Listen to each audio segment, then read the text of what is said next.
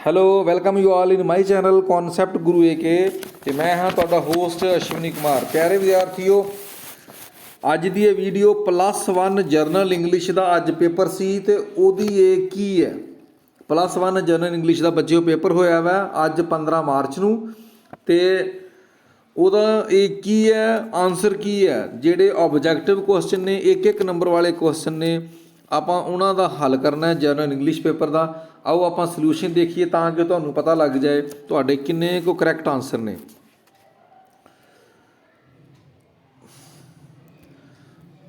ਇਹ correct answer ਜਿਹੜੇ ਨੇ ਇਹਨਾਂ ਨੂੰ ਫਾਈਂਡ ਆਊਟ ਕਰਨ 'ਚ madam Balbir Kaur, English lecturer, government senior secondary school Jhawar ਉਹਨਾਂ ਨੇ ਹੈਲਪ ਕੀਤੀ ਹੈ। ਤੇ ਆਓ ਆਪਾਂ ਸੋਲੂਸ਼ਨ ਕਰਦੇ ਹਾਂ। ਕੁਐਸਚਨ ਨੰਬਰ 1, ਪਹਿਲੇ ਕੁਐਸਚਨ ਨੰਬਰ 1 ਹੈ ਜਿਹੜਾ ਪੈਰਾਗ੍ਰਾਫ ਹੈ, dance is a performing art comprising a series of. ਇਹ ਪੈਰਾ ਹੈ, ਡਾਂਸ ਵਾਲਾ ਪੈਰਾ ਸੀ ਜਿਹੜਾ। ਇਸ ਪੈਰੇ ਦਾ ਜਿਹੜਾ ਕੁਐਸਚਨ ਆਨਸਰ ਦੀ ਆਪਾਂ ਗੱਲ ਕਰੀਏ, ਕੁਐਸਚਨ 1 ਸੀ ਜਿਹੜਾ। ਸੋ ਪਿਆਰੇ ਵਿਦਿਆਰਥੀਓ, ਮੈਂ ਤੁਹਾਨੂੰ ਇਹ ਕਹਾਂਗਾ ਕਿ ਫੁੱਲ ਸਕਰੀਨ 'ਤੇ ਇਸ ਵੀਡੀਓ ਨੂੰ ਦੇਖੋ, ਫੁੱਲ ਸਕਰੀਨ ਨੂੰ, ਫੋਨ ਨੂੰ ਘੁਮਾ ਕੇ ਫੁੱਲ ਸਕਰੀਨ ਉੱਪਰ ਵੀਡੀਓ ਦੇਖੋ ਤਾਂ ਕਿ ਤੁਹਾਨੂੰ ਸਾਫ਼ ਦਿਖਾਈ ਦੇਵੇ। ਸੋ ਕੁਐਸਚਨ ਨੰਬਰ ਪਹਿਲੇ ਦਾ ਪਾਰਟ 1 ਜਿਹੜਾ ਕੁਐਸਚਨ ਹੈ ਉਹਦਾ ਹੈ, what kind of art is dance performing. ਦੂਜਾ question, what is fundamental to dance, that is rhythm and speed. ਤੀਜਾ ਕੁਐਸਚਨ ਸੀ, what kind of cultural tradition does India have. ਇਹਦਾ answer ਸੀ ਰਿਚ। ਚੌਥੇ ਪ੍ਰਸ਼ਨ ਦਾ ਉੱਤਰ ਹੈ, what binds the people of country together, that is dance. ਪੰਜਵਾਂ ਪ੍ਰਸ਼ਨ ਬੱਚਿਓ, how old is the tradition of Indian dance, that is 2000 years. ਛੇਵਾਂ ਪ੍ਰਸ਼ਨ ਸੀਗਾ, the two main forms of Indian dances are folk and classical. ਇਹਦਾ answer ਸੀ। So ਮੈਂ ਤੁਹਾਨੂੰ ਸਿਰਫ ਆਨਸਰ ਤੋਂ ਜਾਣੂ ਕਰਵਾਉਣਾ ਸੀਗਾ ਮੇਰਾ ਫਰਜ਼, ਤਾਂ ਕਿ ਤੁਹਾਨੂੰ ਇਹਨਾਂ ਦੇ ਕਰੈਕਟ ਆਨਸਰ ਪਤਾ ਲੱਗ ਜਾਣ ਅਤੇ ਤੁਹਾਨੂੰ ਪਤਾ ਲੱਗ ਜੇ ਕਿੰਨੇ ਮਾਰਕਸ ਤੁਹਾਡੇ ਆ ਸਕਦੇ ਨੇ, ਕਿੰਨਾ ਵਧੀਆ ਤੁਸੀਂ ਕੀਤਾ ਵਾ। 7ਵਾਂ question, the principles of Indian classical dance were laid down by Bharatmuni. Bharatmuni ਨੇ ਉਹਨਾਂ ਨੇ ਕੀਤਾ ਸੀਗਾ। 8ਵਾਂ, what did what did Bharatmuni write. ਉਹਨਾਂ ਨੇ ਕੀ ਲਿਖਿਆ, he wrote principles and rules of Indian classical dances. Next question is, 9ਵਾਂ ਪ੍ਰਸ਼ਨ ਹੈ, most of these dance styles are depicted on the walls and pillars ਇਹ true ਹੈ ਬੇਟਾ। write 2 classical dances of India which are famous all over the world। there are 5 dances which are very famous, that is Bharatanatyam and Kathakali are the 2 main। others are, let us see, others are Bharatanatyam, Kathakali, Manipuri, Kathak and Odissi। these are 5 classical dances which are famous all over the world। ਇਹ question number 1 ਦੇ part ਸੀਗੇ। ਆਓ ਆਪਾਂ ਦੇਖੀਏ question number 2। Question number 2 ਦਾ ਜਿਹੜਾ comprehension ਸੀ ਬੱਚਿਓ, ਉਹ ਆਪਾਂ ਦੇਖਦੇ ਹਾਂ ਪਾਰਟ B। ਕੁਐਸਚਨ ਨੰਬਰ 1 ਦਾ ਪਾਰਟ B ਹੈ ਜਿਹੜਾ ਉਹਦਾ। Question number 1, the term brain drain is also referred as human capital flight। second question is, brain drain has terrible consequences on the economic development, that is, ਇਹਦਾ answer ਹੈ sending countries, ਜਿਹੜੇ ਭੇਜ ਰਹੇ ਨੇ ਦੇਸ਼ ਉਹਨਾਂ ਦਾ ਵਾ। ਠੀਕ ਹੈ। ਤੀਜਾ ਪ੍ਰਸ਼ਨ, what do you mean by the term brain drain. Brain drain term ਦਾ ਕੀ ਅਰਥ ਹੈ ਬੇਟਾ। ਇਹਦਾ ਆਨਸਰ ਇਹਦੇ ਉੱਪਰ ਤੇ ਉੱਪਰ ਲਿਖਿਆ ਹੋਇਆ, brain drain is also referred to as a human capital flight as the action of having highly skilled and educated people leaving their country to work abroad. ਇਹਦਾ ਅਰਥ ਇਹ ਹੈ ਵੀ that highly skilled and educated people leaving their country to work abroad. Skilled ਲੋਕ ਬਾਹਰਲੇ ਦੇਸ਼ਾਂ 'ਚ ਕੰਮ ਕਰਨ ਜਾ ਰਹੇ ਨੇ, ਇਸ ਚੀਜ਼ ਨੂੰ ਬ੍ਰੇਨ ਡਰੇਨ ਕਿਹਾ ਜਾਂਦਾ ਬੱਚਿਓ।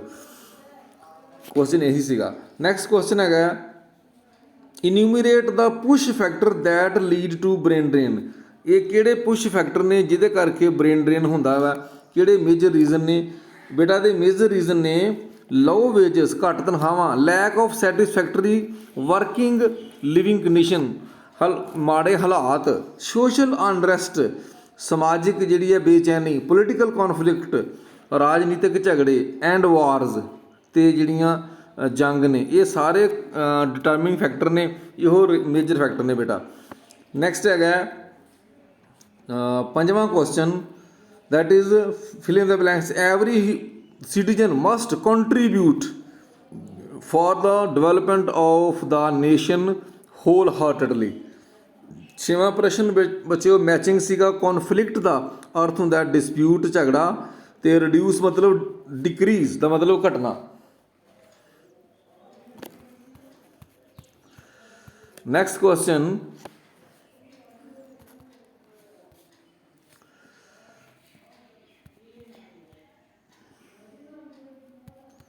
ਓਕੇ ਜੀ, ਆਪਾਂ ਅਗਲਾ ਕੁਐਸਚਨ ਦੇਖਦੇ ਹਾਂ ਬੱਚਿਓ।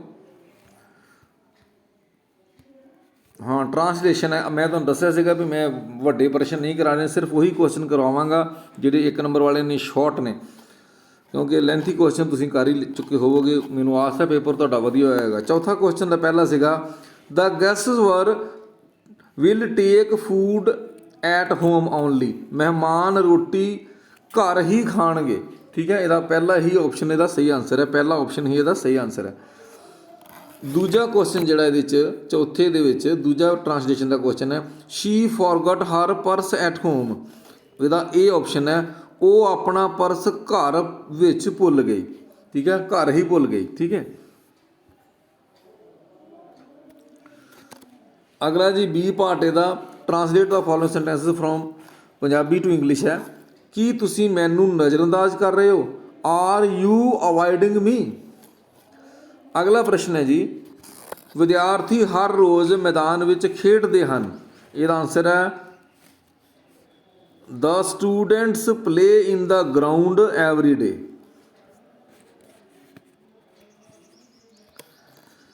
ਅੱਗੇ ਬੇਟਾ ਗ੍ਰਾਮਰ ਹੈ, do as directed, that is grammar. Both his, ਇਹਦਾ ਆਪਸ਼ਨ ਭਰਨਾ his, both his sons are very intelligent. ਦੂਜਾ ਜੀ ਐਵਰੀ ਫਿਲਪ ਸੀਗਾ, every drop of water is precious, every ਭਰਨਾ ਸੀ। ਬੀ ਵਾਲੇ 'ਚ fill in the blanks, life was full of fun and joy. ਅਗਲਾ ਸੀਗਾ ਸੀ ਸ਼ੀ, ਇਹਦੇ ਵਿੱਚ ਕੁੱਡ ਭਰਨਾ ਸੀ, could. She could not help me with my lessons. Okay ਜੀ, ਨੈਕਸਟ ਦੇਖਦੇ ਹਾਂ ਆਪਾਂ।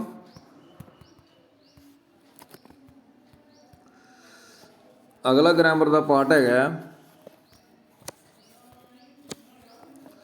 Choose the correct option. In which of the following sentences the word change is used as a noun. I had bought a change in me, I have brought a change in me। ਇਹ ਜਿਹੜਾ ਸੀਗਾ ਇੱਥੇ change as a noun use ਹੋਇਆ। ਸੀ ਬੇਟਾ, the old man always carried, second form ਸੀ carried an umbrella with him. Okay ਜੀ, the old man always carried,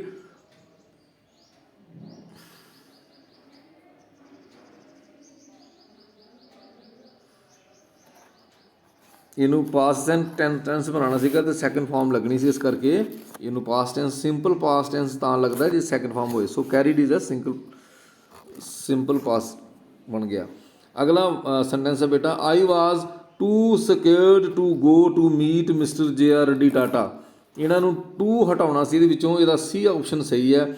I was so scared that I could not go to meet mister JRD Tata. C option ਇਹਦਾ ਸਹੀ answer ਸੀ। ਅਗਲਾ ਇਸ option ਦੇ ਵਿੱਚ B ਹੈ, the news was so good that it could not be true. ਹੁਣ too ਨੂੰ use ਕਰਨਾ ਵਾ, ਇਹਦਾ ਇਹ ਆਪਸ਼ਨ ਹੈ, the news was too good to be true. Next ਹੈ ਬੇਟਾ, change the voice, I know them. ਇਹਦਾ ਸੀ ਆਨਸਰ ਹੈ, they are known to me. Known ਨਾਲ ਟੂ ਲੱਗਦਾ, ਬਾਏ ਨਹੀਂ ਲੱਗਦਾ, ਤੁਹਾਨੂੰ ਪਤਾ ਵਾ। ਅਗਲਾ ਹੈ, I cannot accept your offer। ਇਹਦਾ ਬੀ ਆਪਸ਼ਨ ਹੈ your offer can not be accepted by me. Next question ਹੈ ਜੀ ਚੇਂਜ ਦਾ ਨਰੇਸ਼ਨ ਹੈ। ਇਹਦੇ 'ਚ my mother says comma inverted comma ਸ਼ੁਰੂ ਦ ਫੂਡ ਇਜ਼ ਰੈਡੀ। ਇਹਦਾ A option ਹੈ the my mother says that the food is ready. Says ਸੀ ਇਸ ਕਰਕੇ ਵਰਬ ਚੇਂਜ ਨਹੀਂ ਸੀ ਹੋਣਾ। ਅਗਲਾ the teacher says to the students I have corrected your notebooks. ਇਹਦਾ ਵੀ ਬੀ ਆਪਸ਼ਨ ਹੈ the teacher tells the students that she has corrected their notebooks. So it was grammar part. Next is section C ਵਿੱਚ MCQ ਨੇ। ਸੁਧਾ collected 30 option ਕੀ ਭਰਨਾ ਹੈ 30 rupees from her each friend to buy a sari for them. Second question, the author's grandmother wore spotless white clothes. That is true. Name the writer of the chapter Liberty and Discipline. That is William Slim. Writer William Slim. Fourth is in dash you don't throw litter on the roads or eat in the stores in Singapore. Panjwa, that is fifth, Ashok Chakra or Paramveer Chakra is the highest gallantry award. That is Paramveer Chakra. What an amazing model. Who said these words? Hughes Erskine. B is the option. Satwa, Algu and Jumman became friends once again at the end of the story. It is yes. Answer is yes, A. Next is 8वां, many years ago the astrologer had stabbed a man named Guru Nayak. That is true, Guru Nayak. 9वां, how old was Tembu? In 12 years old. It was 12 years old. And 10वां, what was Rahim Khan's occupation? Rahim Khan was a peasant.